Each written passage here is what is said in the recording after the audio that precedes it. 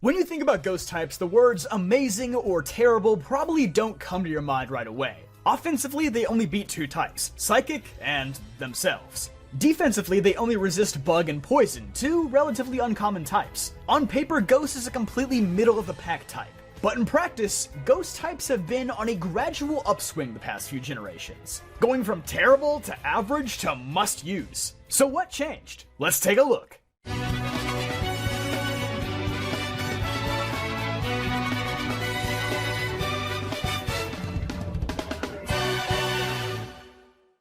Today's video is sponsored by HelloFresh. Going into the new year, I'm sure a lot of you guys have a resolution to eat healthier. Like me, I can't live off of microwave mac and cheese much longer. With HelloFresh, you can do just that. Eat well and save money. It's 25% cheaper than ordering takeout or even cheaper than grocery shopping. And as the name implies, all these recipes and ingredients are fresh. They come straight to you from the farm in 7 days or less. It's no secret why HelloFresh is America's #1 meal kit. And by using my link down below, you can get 70% off plus free shipping on your first box. Be sure to try out HelloFresh today.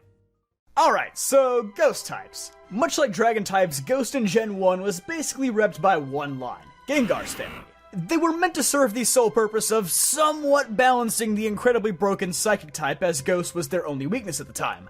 However, this plan went horribly wrong from almost every angle. First and foremost, due to a coding error, Ghost type moves didn't actually do super effective damage against psychic types. They actually didn't do damage at all. Yeah, that's a pretty big oopsie. Although truthfully, it's not as big of a deal as you may think, because the only damaging Ghost-type move with non-set damage was Lick with a measly base power of 30. This was certainly not a move that Gengar was going to be running under any circumstances. And of course, as fate would have it, the only 3 Ghost types in existence are also parts Poison type, meaning that they actually get completely destroyed by Psychic. Boy, I don't know about you guys, but I just love diving into hilariously bad Gen 1 coding. However, against all odds, Gengar still managed to become a top-tier Pokemon in this gen. Mostly because, like many Psychic types, it also benefit from an incredibly high special stat, which paired with its high speed made it one of the few Pokemon to be extremely powerful, extremely bulky, and extremely fast. And although Ghost sadly did not succeed in its primary mission of nerfing Psychic types, it did succeed in walling out the second best type in Gen 1, Normal. That's right, Gengar was the only Pokemon with the ability to stop Hyper Beam spammers in their tracks. And that goes to show just how valuable having an immunity is. Or, in Ghost-type's case, 2 immunities. This simple fact means that Ghost pairs excellently with almost any other type to make a fantastic defensive Pokemon that can pivot in and out of various situations. But we'll come back to that when it's more relevant. So really, the story begins in Gen 2. Well, barely. Like Dragon, only one new Ghost type was introduced to the fray: Misdreavus. Apparently Morty didn't get the memo though, and the entire gym just ignores Misdreavus. What, were you expecting them to actually use Gen 2 Pokemon in a Gen 2 game? Please. Anyhow, Misdreavus, by all accounts, was simply Diet Gengar. Except somehow this Pokemon was still considered great in competitive play simply because it was one of Gen 2's strongest attackers, Snorlax. Gengar would also remain at the forefront of competitive play despite receiving a heavy nerf to its special defense stat. It is worth noting that this gen did introduce Shadow Ball, but since Ghost was a purely physical type until Gen 4, it was useless to run this on any actual Ghost types. Don't ask me why Ghost was physical, it doesn't make any sense to me either. Moving along in Gen 3, Gengar would receive a huge buff with Levitate being introduced, giving it a whopping 3 immunities and solidifying its status as King of the Ghosts. But sadly, none of the rest really succeeded in making an impression. Dusclops was okay as a wall, but definitely wouldn't reach its full potential until years later. Bayonet is, well, it's just not good. And then Sableye and Shedinja were pretty much just gimmicks. Sableye is in general just a terribly underwhelming Pokemon, and the only thing it had going for it was the fact that it had no weaknesses at the time. And Shedinja, well, Shedinja's fun actually. Results may vary. Although this Pokemon struggled mightily in lower tiers, in Ubers, Pokemon like Kyogre and Latios more often than not just couldn't hit this thing. So if you play your cards right, you might just walk into a free win. Although no great offensive Ghost types were introduced in this generation, Ghost types did gain a valuable tool in Will-O-Wisp, a fire type move ironically, but one that was mostly exclusive to Ghosts. This worked especially well for Pokemon like Dusclops, who were already quite tanky, and for some future Ghost types as well. But that aside, at this point in time, Ghost type was beginning to look like a failed gimmick.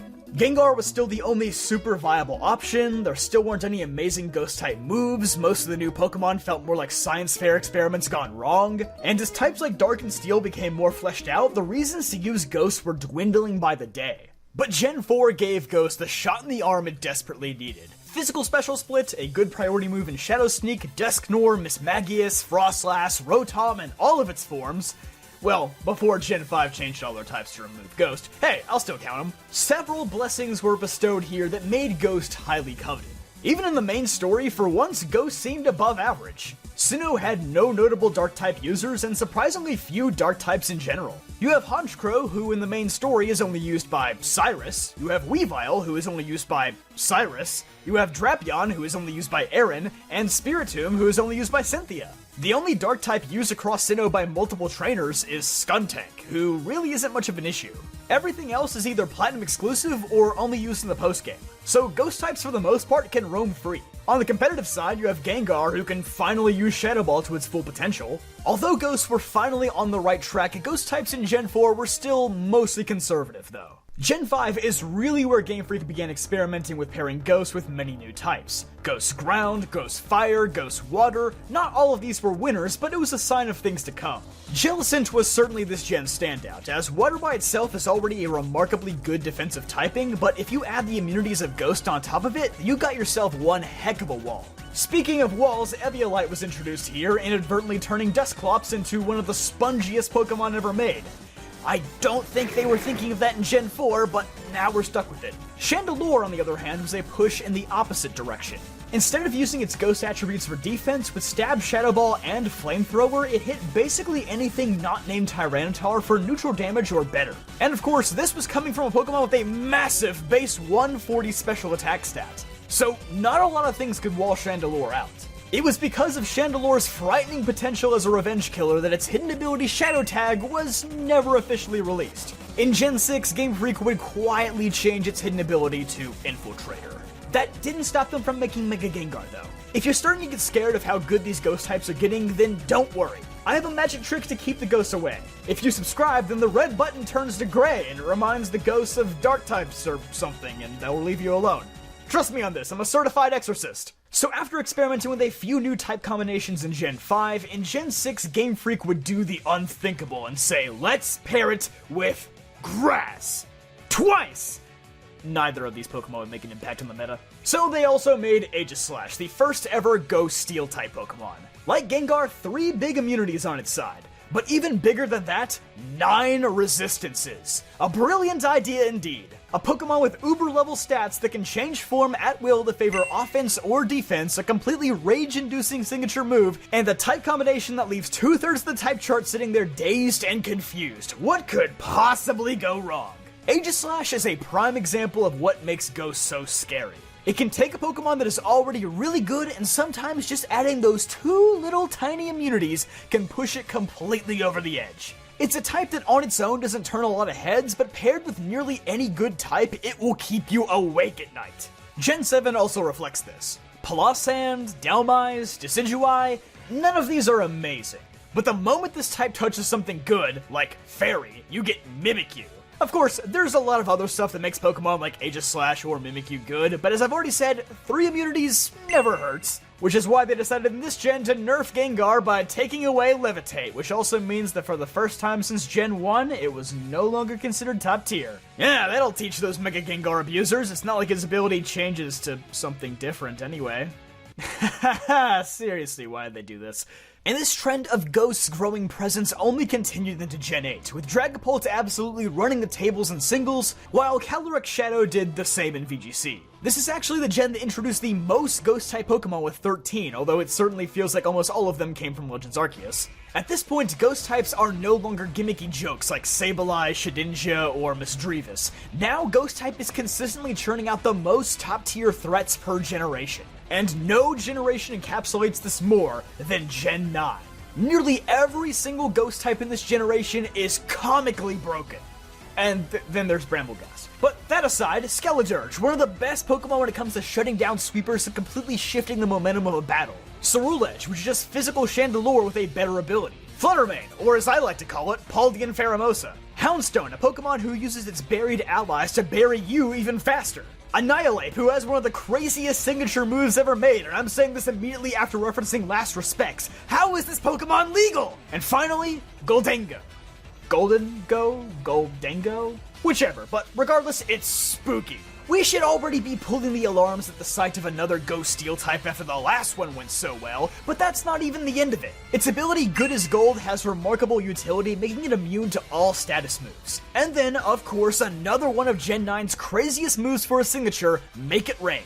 A 120 base power spread move that lowers the user's special attack by 1 stage, which is hardly a setback given its monumental special attack stat. Whether it's singles or doubles, it doesn't matter. Goldengo is one of the most powerful Pokemon in the game right now. And yeah, there's one other Ghost type introduced last gen whose full potential we haven't even seen yet, Hisuian Zoroark. With Normal and Ghost, this Pokemon boasts 3 immunities and might just be the solution to Annihilape's rampaging that we desperately need. Who would have thought only a Ghost type is powerful enough to counter another Ghost type? But not quite in the way that any of us would have thought. As Ghost combines itself with more types, especially those that also have immunities, its potential becomes more and more recognizable with every passing gen. And for the most part, Ghost has managed to do this mostly under the radar. It's still not a type that many people point at and go, hey, that's a problem, we need to do something about that. Kinda like Dragons in Gen 5.